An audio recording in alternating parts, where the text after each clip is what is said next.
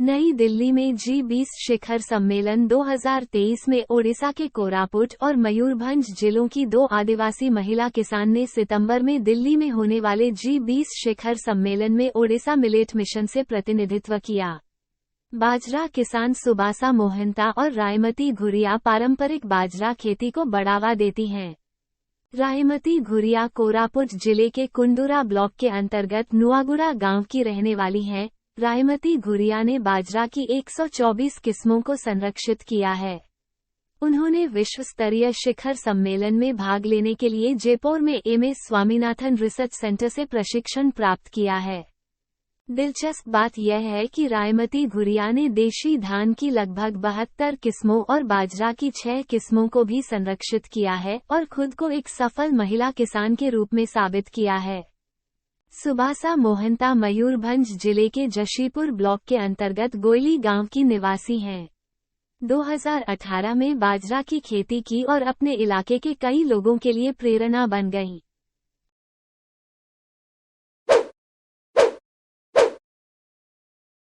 Congress party ने मध्य प्रदेश में नवजवान आदिवासी नेता ओंकार सिंह मरकाम को कांग्रेस सिलेक्शन कमेटी (CCC) का सदस्य बनाया है। ये कमेटी चुनाव में उम्मीदवार का टिकट तय करेगी।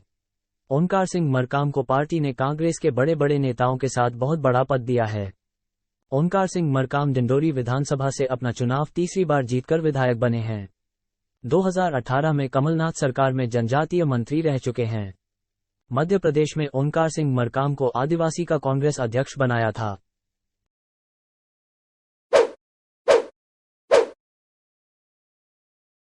आंध्र प्रदेश में पडेरू में एक आदिवासी क्षेत्र सामुदायिक स्वास्थ्य केंद्र CHC, जिसे एक जिला सरकारी अस्पताल में बदल दिया गया था, वहां पिछले 22 महीनों में 2300 से अधिक सर्जरी की हैं।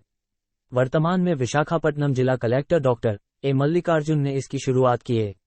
नवगठित अल्लूरी सीताराम राजू जिले में आदिवासियों को चिकित्सा आवश्यकताएं प्रदान करने वाला अस्पताल बन गया। यहां तक कि सिजेरियन ऑपरेशन के लिए भी लोगों को दूर जाना पड़ता था। अल्लूरी जिले के 200 बिस्तरों वाले अस्पताल में 4 स्त्री रोग विशेषज्ञ, नेत्र विज्ञान, आर्थोपेडिक, पैथोलॉजी के विशेषज्ञ डॉक्टर, माइक्रोबायोलॉजिस्ट और यहां तक कि एक मनोचिकित्सक भी हैं।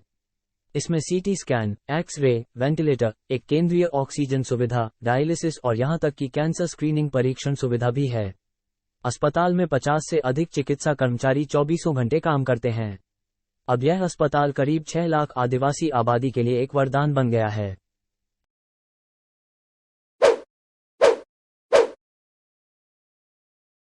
राहुल गांधी ने एक बार फिर कहा कि कांग्रेस पार्टी ऐसा मानती है कि आदिवासी ही इस धरती के ओरिजिनल मालिक थे और आदिवासी वनवासी नहीं है, लेकिन भारतीय जनता पार्टी आदिवासी को वनवासी बताते हैं। शब्द का प्रयोग करते हैं। आदिवासी का मतलब जो हिंदुस्तान के ओरिजिनल मालिक हैं। आदिवासी का मतलब इस देश की जो जमीन है, जो धरती है, उसके सबसे पहले आप मालिक थे।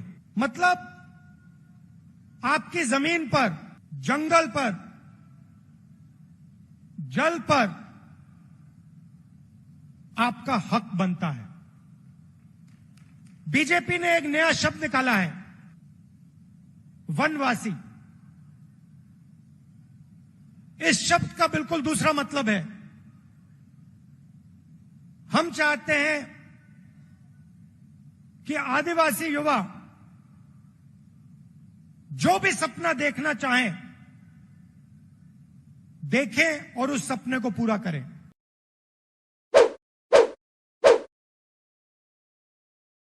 मध्य प्रदेश में मांडू और कालोकुंड के आदिवासी परिवारों ने मध्य प्रदेश पर्यटन बोर्ड की होमस्टे परियोजना के तहत पर्यटकों के लिए अपने घर खोल दिए हैं। होमस्टे परियोजना पर्यटकों को आदिवासी घरों में ठहराने की योजना है। ग्रामीण पर्यटन परियोजना के हिस्से के रूप में आदिवासी पर्यटन विभाग के सहयोग से पर्यटकों की मेजबानी के लिए होम स्टे घरों का निर्माण कर रहे हैं। महू के बरखेड़ा और गुंजारा गांवों में रहने वाले करीब 2 दर्जन आदिवासी परिवारों ने होम स्टे बनाने के लिए पर्यटन विभाग को सहमति दे दी है, जबकि मांडू के मालीपुरा, सुलीबडी और भील बरखेड़ा में आदिवासी होम स्टे घर विकसित कर रहे हैं। मध्य प्रदेश पर्यटन बोर्ड के ग्रामीण पर्यटन निदेशक मनोज सिंह ने कहा, यह विचार पर्यटकों को स्थानीय संस्कृति और व्यंजनों का प्रदर्शन करने का है। आदिवासी परिवारों ने होम स्टे घर विकसित करने में काफी रुचि दिखाई है। उद्धरण प्रोजेक्ट के तहत पर्यटन विभाग ने होम स्टे बनाने के लिए 60% सब्सिडी या 3 लाख रुपए दिए। पर्यटन विभाग राज्य के पर्यटन को बढ़ावा देने के लिए दुनिया भर के पर्यटकों पर नजर रखते हुए मध्य प्रदेश के 100 गांवों में होम स्टे विकसित कर रहा है। विभाग ने स्थानीय संसाधनों का उपयोग करके और पारंपरिक कला रूपों पर ध्यान केंद्रित करके राज्य के विभिन्न हिस्सों में होम स्टे के निर्माण के लिए विशेषज्ञों और एनजीओ भागीदारों को शामिल किया है। सिंह ने कहा, ये हमारे क्षेत्र के जनजातीय लोगों को सशक्त बनाने और पर्यटकों को हमारी समृद्ध संस्कृति, विरासत और व्यंजनों को प्रदर्शित करने का एक अवसर होगा। बोर्ड सीधी, धार, उमरिया, मंडला और डिंडोरी जिलों में आदिवासियों को बाजरा और महुआ और चिरौंजी जैसे वन उत्पादों से बने व्यंजन परोसने के लिए प्रशिक्षण भी दे रहा है। बोर्ड पहले ही सीधी जिले के थरीपाथर और खोखरा गांवों में 50 से अधिक आदिवासियों को प्रशिक्षित कर चुका है और इसका लक्ष्य मध्य प्रदेश के अन्य आदिवासी बहुल क्षेत्रों में लगभग 250 आदिवासियों को प्रशिक्षित करना है।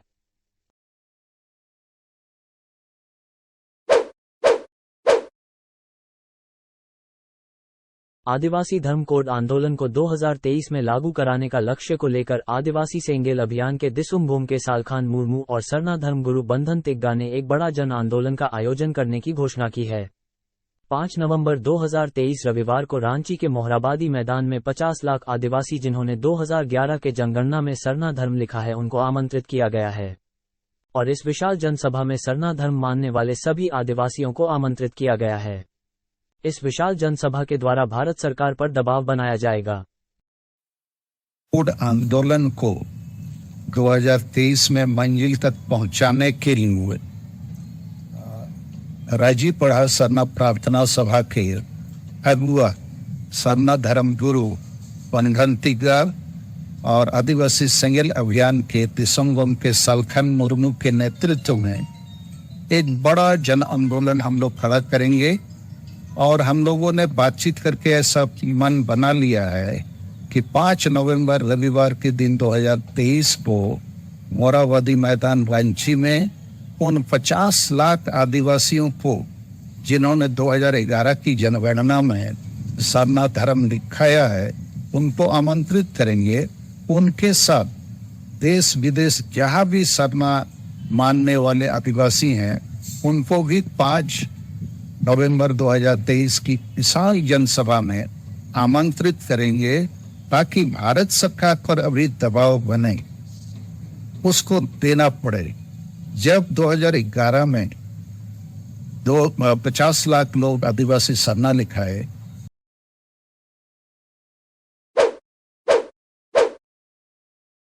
केंद्रीय गृह मंत्री अमित शाह ने मंगलवार को मध्य प्रदेश के आदिवासी बहुल मंडला जिले में भाजपा की तीसरी जन आशीर्वाद यात्रा को हरी झंडी दिखाई और कहा कि जहां कांग्रेस अल्पसंख्यक तुष्टीकरण पर ध्यान केंद्रित कर रही है वहीं पीएम नरेंद्र मोदी आदिवासियों, दलितों और गरीबों के लिए काम कर रहे हैं।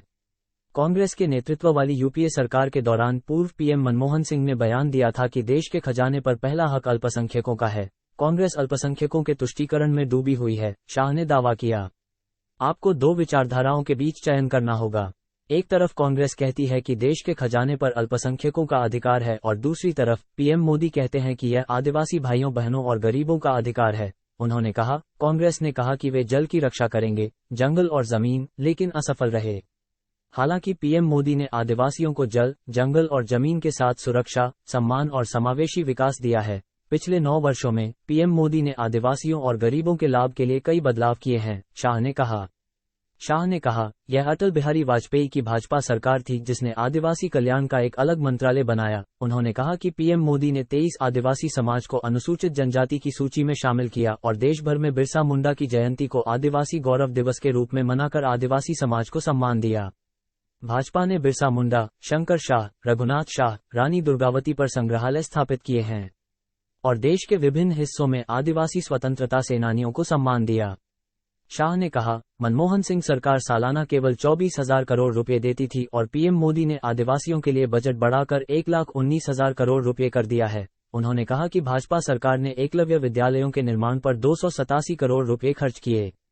तीसरा जन आशीर्वाद रथ के रास्ते में महाकौशल क्षेत्र है, जिसमें 38 विधानसभा क्षेत्र हैं, जिनमें 11 एसटी के लिए आरक्षित हैं। मंडला, डिंडोरी, बालाघाट और सिवनी सहित अधिकांश जिलों में बड़ी आदिवासी आबादी है। मध्य प्रदेश में करीब 2 करोड़ आदिवासी मतदाता हैं।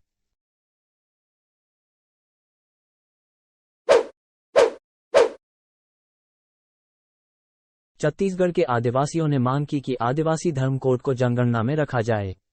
आदिवासी समाज ब्लॉक इकाई ने समाज की क्षेत्रीय समस्याओं से जुड़े 15 सूत्रीय मांग को लेकर एसडीएम को ज्ञापन सौंपा।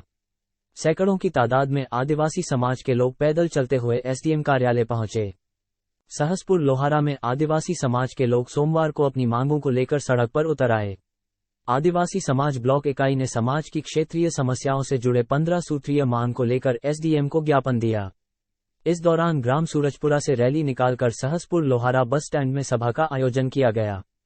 सैकड़ों की तादाद में आदिवासी समाज के लोग पैदल चलते हुए एसडीएम कार्यालय पहुंचे। यहां सड़क पर बैठकर समाज के लोगों ने प्रदर्शन किया। सर्व आदिवासी समाज संयुक्त सचिव कामू बैगा ने बताया कि देश में होने वाले जनगणना के कॉलम में अब तक धर्म कोड में आदिवासी धर्म का ऑप्शन नहीं रहता था, जबकि आदिवासी धर्म कोड होना चाहिए। सहसपुर लोहारा ब्लॉक के जिन गांव में 50% से अधिक जनसंख्या में आदिवासी निवास करते हैं, इसे आदिवासी ग्राम घोषित किया जाए।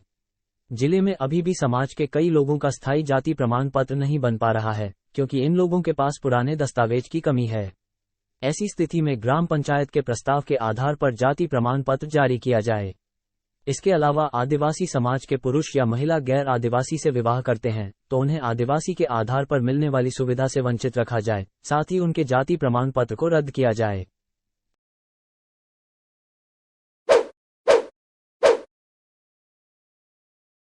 तमिलनाडु में government boys higher secondary school Elumalai के 12वीं कक्षा के छात्रों के एक समूह को मदुरै जिले के एक आदिवासी गांव के लोगों से मिलने के लिए शनिवार को एक क्षेत्रीय यात्रा पर ले जाया गया। छात्रों ने आदिवासी परिवारों से उनके बारे में जानने के लिए बात की। भाषा, संस्कृति, परंपरा, पारिवारिक संरचना, भोजन, स्थान, शिक्षा, व्यवसाय, बचत और बुनियादी सुविधाएं का क्षेत्रीय अध्ययन किया। आदिवासी जीवन ने छात्रों में रुचि जगाई। आदिवासी लोगों ने छात्रों को बताया कि उनके पूर्वजों की तुलना में उनके जीवन की गुणवत्ता में सुधार हुआ है, क्योंकि वे जंगलों के अंदर से बाहर आ गए हैं और अब सरकार के सहयोग से रहते हैं।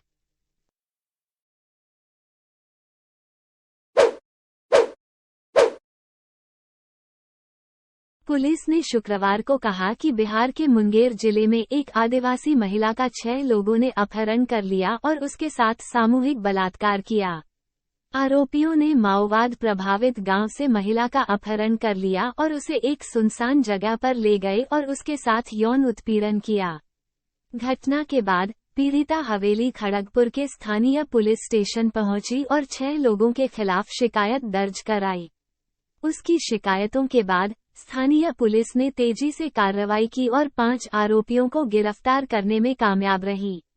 एक अन्य आरोपी फरार है। शिकायत के अनुसार 25 वर्षीय बलात्कार पीड़िता ने दावा किया कि वह जब पास की जगह पर जा रही थी तब 6 लोगों ने उसके साथ छेड़छाड़ शुरू कर दी। जब उसने इसका विरोध किया तो आरोपी उसे एक सुनसान जगह पर ले गए और उसके साथ सामूहिक दुष्कर्म किया। वारदात को अंजाम देने के बाद सभी आरोपी मौके से फरार हो गए।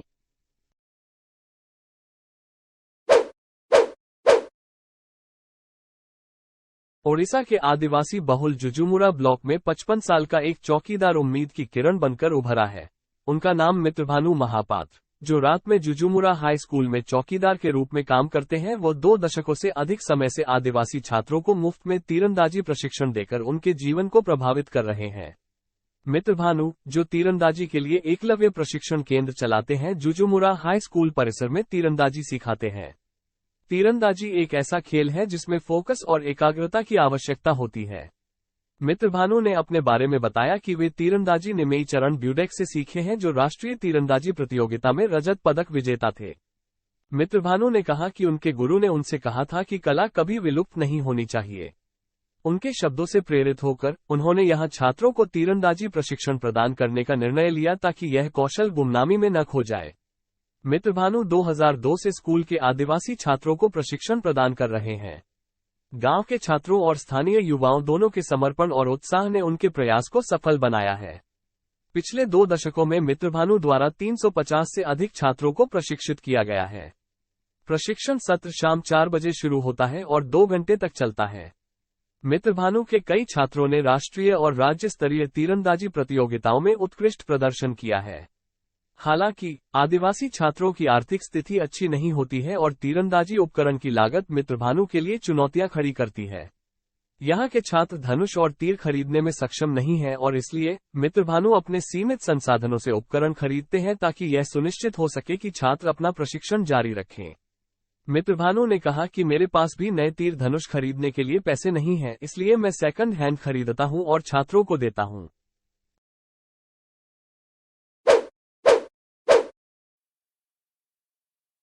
छत्तीसगढ़ में एक घटना जो आदिवासी क्षेत्रों में बुनियादी ढांचे की कमी को उजागर करती है। पड़ोसी राज्य छत्तीसगढ़ की एक 17 वर्षीय बीमार लड़की के रिश्तेदारों को उसे इलाज के लिए लकड़ी की खाट पर 25 किलोमीटर दूर महाराष्ट्र के गढ़चिरौली ले जाना पड़ा।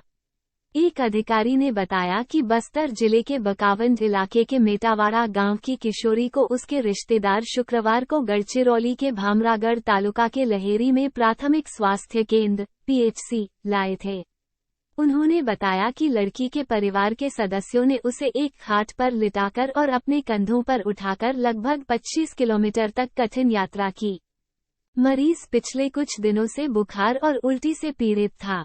उसे तुरंत उपचार दिया गया और अब उसकी हालत स्थिर है। मानसून के दौरान मलेरिया के मामले बढ़ रहे हैं और छत्तीसगढ़ के 4 से 5 सीमावर्ती गांवों के मरीज लहेरी PHC में इलाज की मांग कर रहे हैं क्योंकि यह उनके लिए पड़ोसी राज्य के नारायणपुर PHC से करीब है। जिला प्रशासन के पास एम्बुलेंस है और उन्होंने स्थानीय लोगों के साथ फोन नंबर साझा किए हैं। ये गांव पहाड़ी इलाकों में स्थित हैं, जहां गाड़ी मोटर जाने योग्य सड़कें नहीं हैं और नेटवर्क कनेक्टिविटी खराब है। इन गांवों में रहने वाले लोगों के पास पैदल पहुंचने के अलावा कोई विकल्प नहीं है।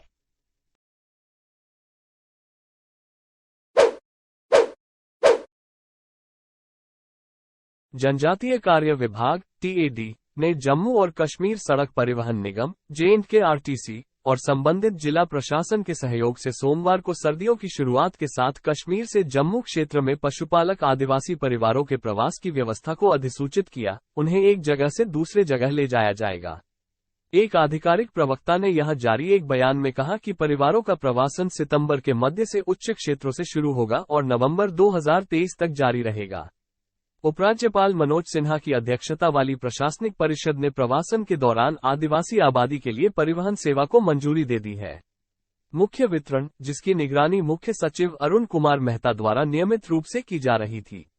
वित्त विभाग ने ग्रीष्म एवं शीतकालीन प्रवास के दौरान प्रदान की जाने वाली इस वार्षिक सुविधा के लिए आवश्यक बजट भी निर्धारित कर दिया है।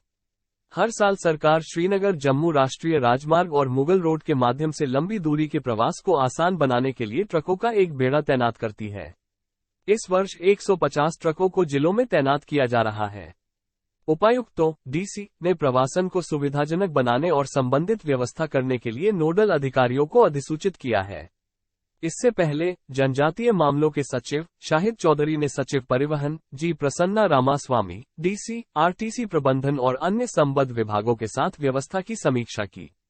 बैठक में MD J&K RTC, निदेशक जनजातीय मामले, निदेशक जनजातीय अनुसंधान संस्थान TRI, सचिव, सलाहकार बोर्ड और अन्य अधिकारी भी उपस्थित थे।